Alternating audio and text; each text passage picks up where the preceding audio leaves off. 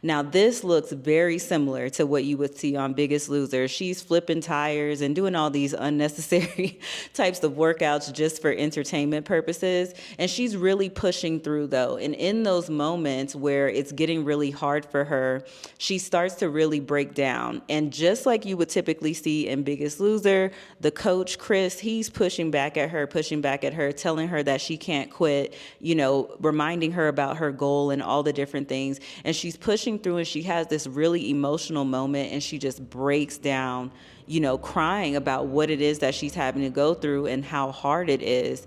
And at that moment, Chris starts to tear up and he starts to break down and he gives her a hug and they have this moment in this embrace. And I felt like that was the real, trainer or even coaching experience. That is what I have experienced many times working with clients. This is an emotional process. It's hard. And sometimes even as a coach or a trainer, you get emotional in those moments when you're seeing your client emotional because, for me, especially, one, I'm thinking back to my own journey of losing 100 pounds and how hard that was and how tough it was emotionally. And just having that relatability and that empathy for that person can just create that emotion in yourself.